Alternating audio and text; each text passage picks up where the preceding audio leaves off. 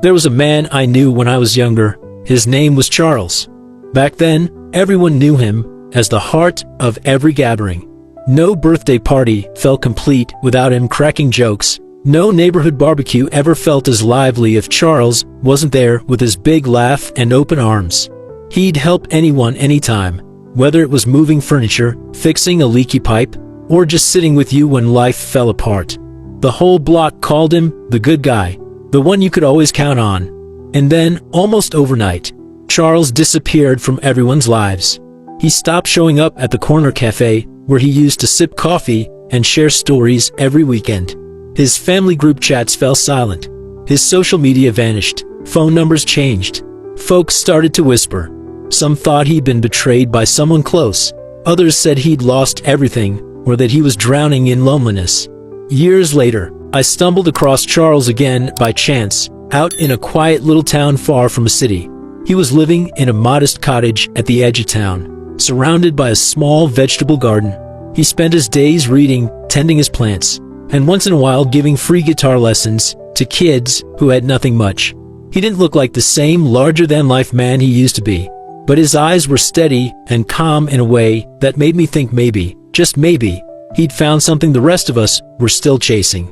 He'd once told me that after so many years of running around pleasing everyone, it felt good to finally sit still and befriend the one person he'd always neglected, himself.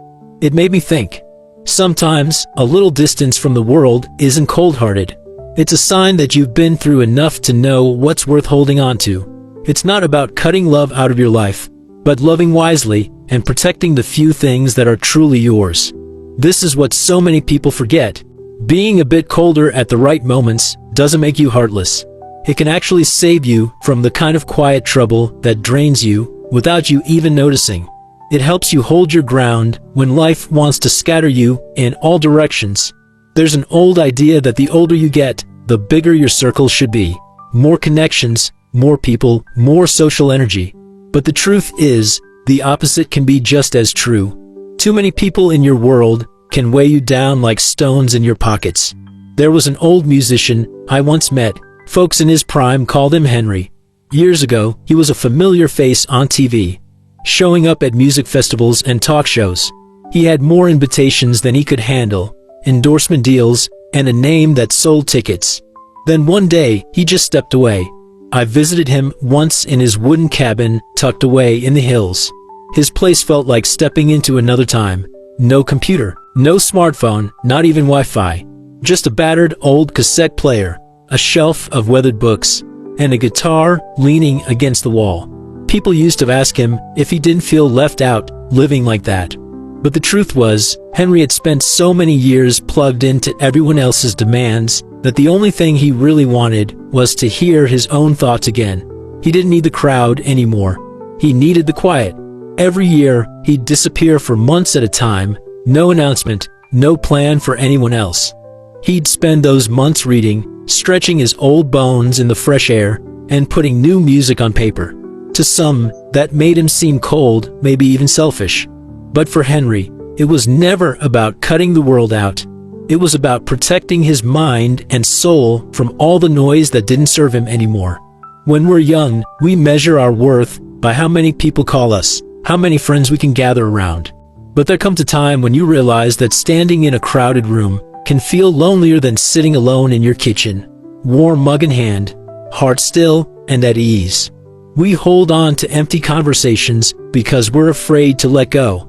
We drag our feet to parties we don't care about, answering messages that drain us, laughing at jokes that don't even reach our hearts. Why? Because we're terrified of being alone. But being alone isn't the enemy. Living a crowded life with no peace, that's what really eats you from the inside out. A good friend of mine, Patricia, knew that lesson the hard way. For years, her phone wouldn't stop buzzing. She was the person everyone invited out, the shoulder everyone cried on. But every time she really needed someone to lean on, she'd scroll through hundreds of contacts and feel that cold truth. There was no one to call. So one day, she started over. She cut down her contacts to 15 names, family, a handful of friends who'd stand by her in the worst of storms, and her doctor. She told me life had never felt so light. It's not about shutting the door on the world out of bitterness. It's about shutting the door just enough to hear yourself think. It's about turning down invitations that feel more like obligations. It's about letting your phone ring without guilt when you're reading a good book or tending your garden. It's leaving a group chat where the only thing people do is argue over things that never change. It's trusting that fewer connections can mean deeper ones.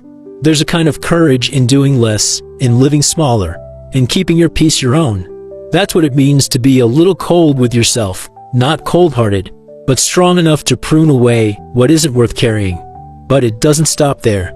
Because sometimes, you have to be cold with other people too. You have to say no. And when you do, you have to stand by it. Take my Aunt Margaret, for example. She lived in a small town in Ohio all her life. One day, she sold an old piece of farmland that had been sitting idle for decades. Suddenly, relatives she hadn't heard from since she was a kid started showing up at her door. They'd stop by with warm pies and big smiles, asking about her health, her garden, her grandkids. And then, almost always, the conversation would turn to money. Could they borrow just a little, just to get by? Could she invest in some project they swore would pay her back 3 times over? Margaret had always been gentle, easy to sway. One loan turned into another. A neighbor needed help fixing his roof. A cousin needed money for medical bills. A friend's son wanted a loan to open a food truck. Over a few years, she watched her savings account drain away bit by bit. The worst part wasn't the money. It was the day she finally said she couldn't lend anymore. The same people who'd sat at her table, eaten her food, toasted her generosity, they vanished. Some even turned nasty. She found her mailbox smashed in one morning. No one would admit to seeing who did it. The town turned its back on her just as quickly as they'd once turned up at her doorstep. Being too kind, too soft, too afraid to draw the line, it can become an open door for the wrong people to walk through. Some folks will take and take until there's nothing left, then blame you for not giving more. A friend once told me he'd spent years being the yes man. He'd lend money, do favors, bend over backwards to keep everyone happy. But the moment he said no, silence. Suddenly, people who once called him their best friend vanished. And, you know what? That silence turned out to be the best thing that ever happened to him. It's not wrong to put up a fence around your heart. It's not mean to refuse to be used up like a resource. When you learn to say no, you learn to respect your own time and energy.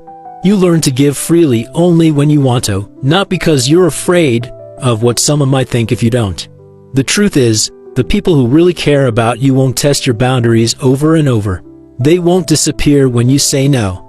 But the ones who only ever saw you as a free ride, let them go. Sometimes the door has to close so your peace can stay inside.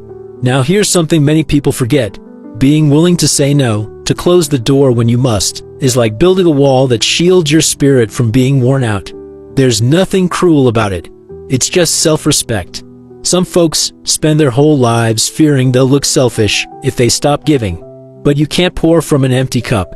You can't be strong for the people who truly matter if you're always bending over for the ones who don't.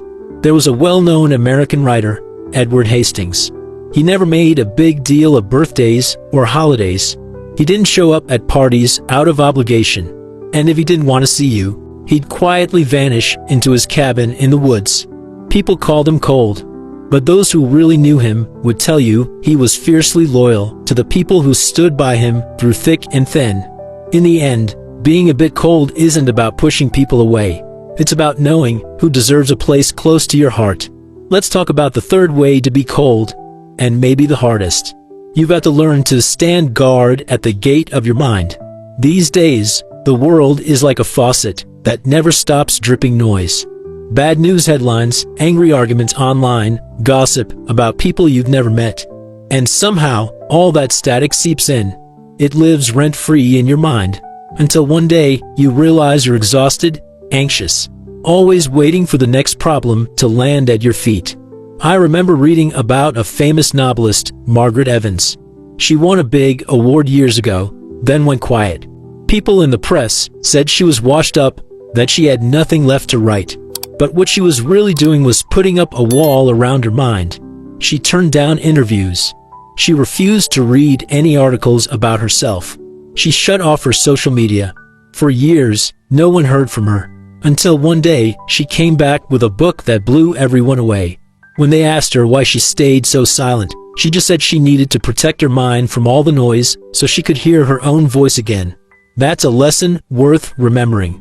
Not every comment needs your reply. Not every bit of gossip needs your ears. Not every fight needs your opinion.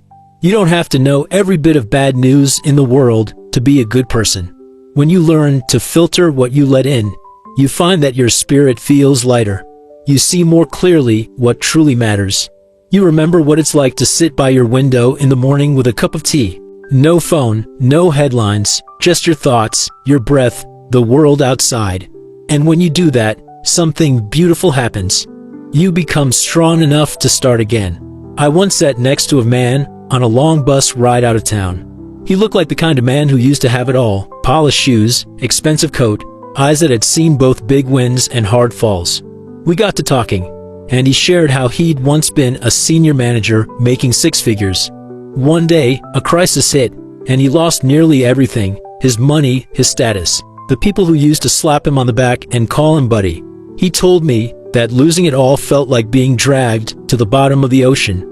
But in that darkness, he found a strange kind of freedom. He deleted all the numbers of people who only showed up when he was useful. He left the online groups that had drained his days with useless chatter. He learned to wake up every morning and write down what he truly cared about, not what the world expected from him. It wasn't about running away. It was about clearing out the clutter so he could see what was left and start again better than before. He called it the subtraction method. Like cleaning out an old attic full of junk, you can't see the empty space until you haul out all the boxes you don't need. Only then do you find the light again. That's what being cold with yourself and your mind really is. You cut away what weighs you down, not because you hate it, but because you love what you're protecting inside. But if you're not careful, there are quiet traps waiting that will hold you back, no matter how well you draw your boundaries. They're not obvious. They don't scream danger. They look like little harmless habits, but over the years, they eat away at you. The first trap is complaining too much, airing out every wound you've got to the wrong people. People might listen at first, but over time, they use your secrets like a blade against you. You think you're building trust, but really, you're handing someone a weapon. Some wounds are better healed in silence, with a good walk or a quiet prayer. The second trap is leaning too much on hope that someone else will come save you. I knew a family who spent years waiting for an uncle abroad to send the money, dreaming he'd fix everything for them. When he finally showed up, they realized he had nothing left himself. The bitterness that came from that disappointment cut deeper than any hardship they'd faced before. Hope is good, but misplaced hope is a heartbreak you could have spared yourself. The third trap is clinging to old experiences like they're a map for the future. You see it in big companies and small lives alike, people repeating what once worked, convinced it will always work again. But the world changes, and so must you. If you never clear out yesterday's habits, you miss the road that's opening up right now. And the fourth trap is seeing only the quick gain right in front of you, and trading your peace or health for it. I once read about a man who polished stone countertops to earn a few extra bucks every month. He didn't know the dust he breathed in was slowly hardening his lungs. By the time he realized, his body was paying a price no paycheck could fix. It's easy to keep saying, just a little more, just a little longer, until one day you can't turn back. Short-term wins that cost your long-term well-being are never worth it. So if there's one thing I hope you take away from these stories, it's this: coldness, in the right measure, is not cruelty, it's wisdom. It's the fence you build around your mind so your heart can bloom. You can't control the world. You can't make everyone stay or love you the way you love them. But you can control how much of yourself you give away. You can choose to stand back from crowds that leave you feeling lonelier than sitting at home alone. You can decide that your peace is worth more than someone else's approval. You don't need hundreds of friends who barely know you. You need a handful who would walk through a storm to stand by you. You don't have to answer every call that pulls you in 10 directions. You can take that time and put it into a garden, a book, or a simple meal made slowly, with love. So live a little colder, not to push people away, but to pull yourself closer to what really matters. Keep your spirit clean, your mind uncluttered. Make room for new beginnings. Make space for the version of yourself that you still have yet to meet. That's not cold, that's freedom. And you've earned it.